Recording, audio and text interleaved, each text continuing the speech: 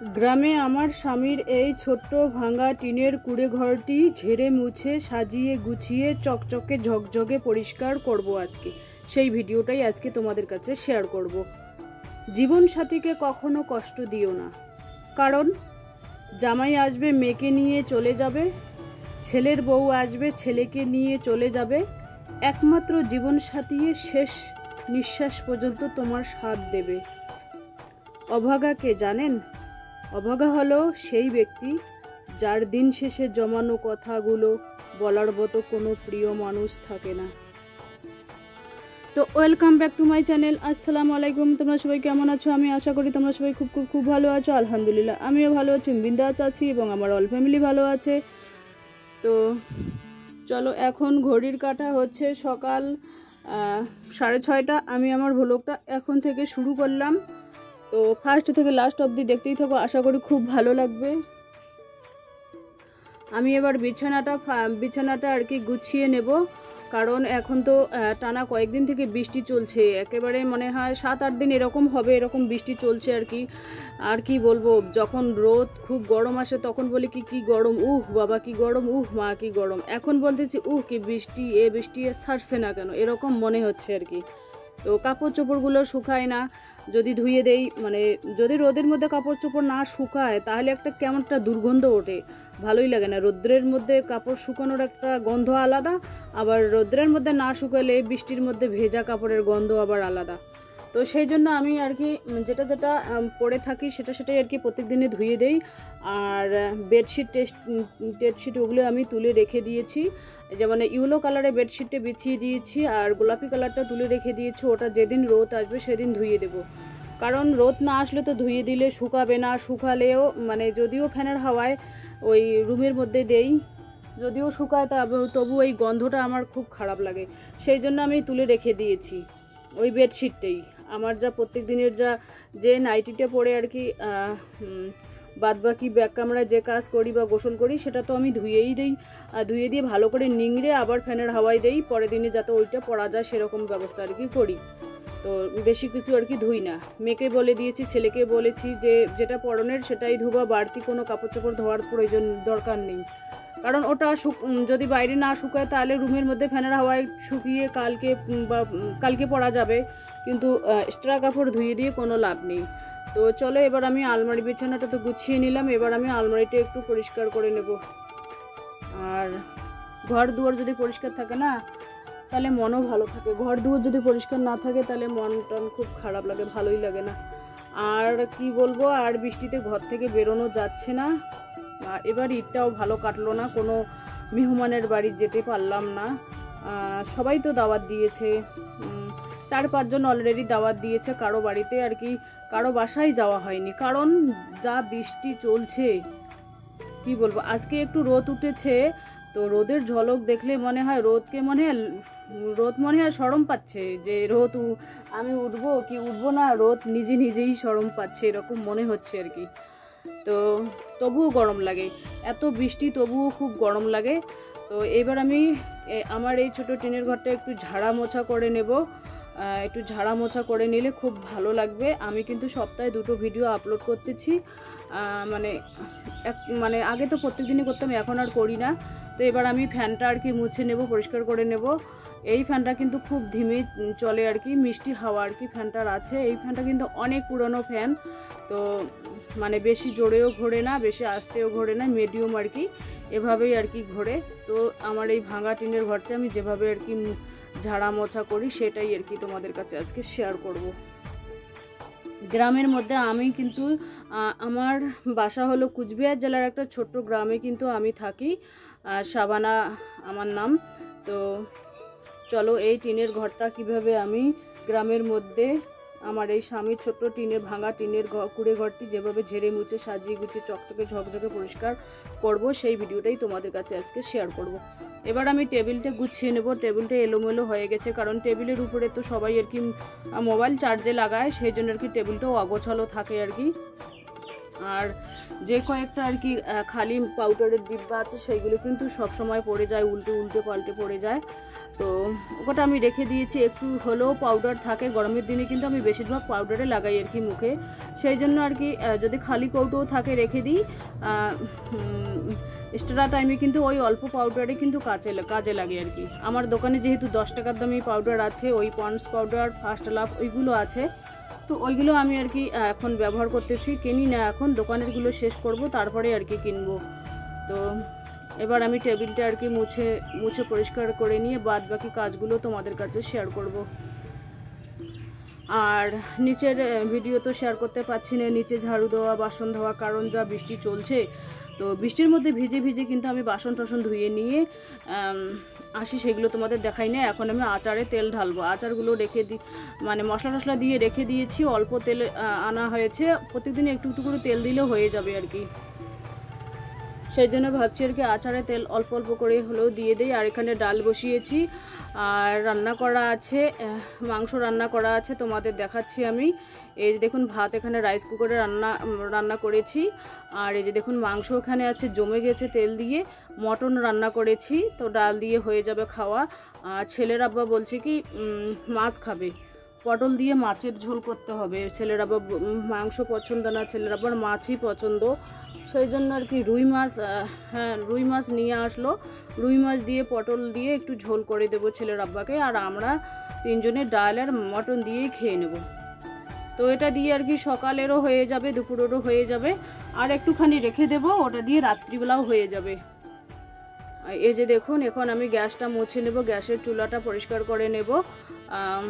একটু একটু করে প্রত্যেক দিনে যদি ঝাড়া মোছা হয়, পরিষ্কার হয়, তাহলে কিন্তু ডিপ ক্লিন করার কোনো ইয়েই থাকে না, মানে কারণই থাকে না। তো এবার আমি মশলার ডিব্বগুলো, জারগুলো একটু শুকনো কাপড় দিয়ে আর কি মোছামুছি করে নিব। এই পেশে আবার আমি বোলের মধ্যে ডাল বসিয়ে দিয়েছি, ডাল হচ্ছে ধিমে আছে, তো 3 পয়েন্ট করে দিয়েছি আর কি, ইন্ডাকশনে যেহেতু ডাল রান্না হচ্ছে আর কি। তো আমি ওই পাশে ডাল বসিয়ে দিয়ে এই পাশে আর কি কাজ গুছিয়ে করতেছি। তো চলো ব্লগটা দেখতেই থাকো, কিভাবে আমি আমার ডেইলি লাইফ স্টাইলে যেভাবে আর কি ভিডিও শেয়ার করতে হয় সেইগুলোই তোমাদের কাছে শেয়ার করতেছি। আমি কিন্তু সাধারণ ঘরের বউ বা গৃহিণী বা মেয়ে বলতে পারো আর কি। আমার আর কি সাদামাটা ব্লগ, আমার অত হাই পাই ঘরও না, ঘরের মধ্যে অত আসবাবপত্র কিছু নেই। তো এবার আমি রুমটা আর কি ঝাড়ু দিয়ে নেব, তারপর একটু মোছামুছি করব। তো এই মানে ওই খাটের তলায় কিন্তু একটা ট্রাং আছে, আবার চালের হাঁড়ি টাড়ি রাখা আছে, 2-3টে হাঁড়ি রাখা আছে, আর ওই একটা ট্রাং রাখা আছে। ট্রাংটার ভিতরে কিন্তু আমার যে মানে এক্সট্রা যে বাসনপত্র ওই ট্রাঙের ভিতরেই আর কি রেখে দিয়েছি, কারণ বেশি বাসনপত্র ভিতরে বাইরে থাকলে না নিজেকে কীরকম লাগে, আর ধুলোবালি লেগেই থাকে। আর জানো তো মেইন রোডের সামনেই আমাদের বাসা, সেই জন্য সমস্ত আর কি বাসন কোসন বাইরে রাখলে ধুলোবালিতে ভর্তি হয়ে যায়, আর আমাকেই তো পরিষ্কার করতে হয়, তাই না? কে পরিষ্কার করবে, মেয়ের কথা বাদ দাও। তো এবার আমি ঘরটা মুছে নেব আর কি। আর মেয়ে যদি বিছানাটা গোছালেও না গোছালে না কোনো ব্যাপার না, আমি গুছিয়ে নেই, যেহেতু আমাকেই করতে হয়। মেয়ে কিন্তু সেলাই নিয়ে ব্যস্ত, আবার ওর কলেজ আছে, টিউশন আছে, সেই জন্য মেয়েকে অত আর কি চাপ দেই না। এবার ছেলে বলছে ভোগ লাগছে মা, ও আবার টিউশনে চলে যাবে, সেই জন্য আর কি গোলা রুটি আর কি বানিয়ে দিচ্ছি। এই ছেলের আবার খাচ্ছে, আর ছেলেকেও দিয়ে দেবো, গোলা রুটি খেয়ে ছেলে টিউশনে চলে যাবে। এখন তারপরে আমি রান্না করব আর কি মাছ আর পটল। এখানে টমেটো কুচনো করে রেখে দিয়েছি, পেঁয়াজ কুচনো করে রেখে দিয়েছি, আর পটলটা আর কি অল্প হালকা কেটে নিয়ে ছিলিয়ে নিয়ে আর কি তেল হলুদ দিয়ে মাছ যেরকম করে ভাজে সেরকম করে আর কি ভাজতেছি। আর কড়কড়ে না হলে কিন্তু ছেলের আব্বাও খেতে চায় না, ছেলে মেয়েরাও খেতে চায় না। এই দেখুন এবার আমি ওই কাঁচা লঙ্কা পেঁয়াজটা আর কি দিয়ে দেবো তেলের মধ্যে দিয়ে একটু কষিয়ে নেব আর কি। কাঁচা পাকা লঙ্কা দিয়েছি, কষিয়ে নিয়ে এবার আমি ওই মশলা টশলা দিয়েছি, যা পেস্ট করেছিলাম সেটা দিয়েছি। এবার যতক্ষণ না তেল থেকে মানে মশলা থেকে তেল ছাড়লে এবার আমি পটলটা দিয়ে দিলাম। পটলটা এবার আর কি মাখা মাখা হয়ে যাবে, তারপরে মাছটা কড়াইয়ে আর কি ভাজতে হবে। মাছটা কড়কড় করে একটু ভেজে নেব, কড়কড়ে ভাজা না হলে আবার খেতে চায় না। তো আমার তো বাবা কোনো বাসকোস নেই, আমার কড়কড়ে হোক আর না হোক আমি কিন্তু খেয়ে নিই। আমি কিন্তু সর্বভুক। এই দেখুন এখানে পটলটা রেখে দিয়েছি, এবার আমি মাছের মধ্যে পটলটা ছেড়ে দেব। কালারটা কি দুর্দান্ত হয়েছে তাই না? এই যে দেখুন পটলটা এবার আমি মাছের মধ্যে দিয়ে দিলাম। এটা দিয়েই ছেলের আবার দুপুরে হয়ে যাবে, আবার রাতেও হয়ে যাবে। আর আমরা তো আর কি ওই মটনটা আর ওই ডালটা দিয়েই খাবো। আর এই পাশে আবার মেয়ে চোখে দেখুন কি পড়েছে, রাব্বা আর কি ফেলাই দিচ্ছে, চোখের মধ্যে কি যেন পড়লো সেলাই করতে করতে। আয় যে দেখুন আমার বারান্দা একেবারে ভেঙে চুরমার, যা টানা কয়েকদিন থেকে বৃষ্টি হচ্ছিলো, বৃষ্টির কারণে কিন্তু আর কি বারান্দাটা ভেঙে গেছে পানি পড়তে পড়তে। আর পা মোছাটা আমি এখানে শুকাতে দিয়েছি, আবার ওখানে চটির বস্তাটা শুকাতে দিয়েছি, আবার এখানে আমি একটা জাঙ্গি বানিয়ে নিয়েছি উপরে। মানে এরপরে তো আবার সবজি কিছু তুলিয়ে দিতে হবে। জাঙ্গিটার অবস্থা খুব খারাপ হয়েছে। এই যে দেখুন মুরগিদের রুম ঠিক করে দিল ছেলের আব্বা। উপরে লাগিয়ে দিয়েছে ব্যাগের কাপড়, আর নিচেও ব্যাগের কাপড় দিয়ে ইট লাগিয়ে দিয়েছে। এই যে দেখুন মুরগিদের অবস্থা খুব খারাপ, ভেতরে কিন্তু খুব কাদা কাদা হয়েছে। মুরগিদেরও তোমাদের এক ঝলক দেখিয়ে দিলাম। আর আমার এই যে দেখুন সবজি, এই যে দেখুন এটা পাতিয়ে দিল আর কি উপরে ছেলের আব্বা, যাতে সবজি আমি আর কি রোপণ করি এখানে তুলে দিতে পারি আর কি। তো চিচিঙ্গা আর অল্প আছে। তো খাওয়া দাওয়া কমপ্লিট হয়ে গেল। এবার দিদি আর আমি যাচ্ছি দলের টাকা জমা করার জন্য। এটা হচ্ছে দুপুর টাইম, বর্তমান বাজে 1:45। তো দিদি আর আমি যাচ্ছি আর কি দলের টাকা জমা করতে। তো দলের টাকা জমা এটাও একটা কাজ। এটা দলের টাকা জমা না হলে, যতক্ষণ জমা না হয় ততক্ষণ কীরকম লাগে। সেই জন্য টাকাগুলো জমা দিলেই আর কি ভালো, মানে নিজেকে ফ্রি মনে হয়। সেই জন্য আর কি দুজনে মিলে যাচ্ছি।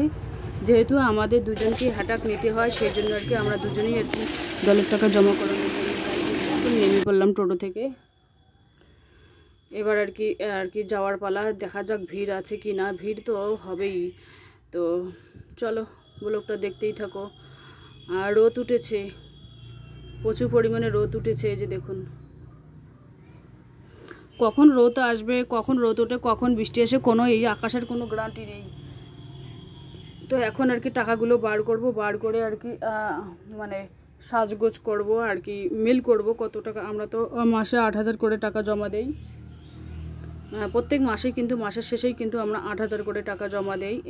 এই দেখুন জমা নেওয়ানোর আর কাউন্টার বসেছে, সবাইকে দেখাতে পারলাম না। জমা হয়ে গেল আলহামদুলিল্লাহ। এবার আমরা মিষ্টি খাবো আর আমুল কুল খাবো একটা করে, খেয়ে তারপরে বাসায় চলে যাব।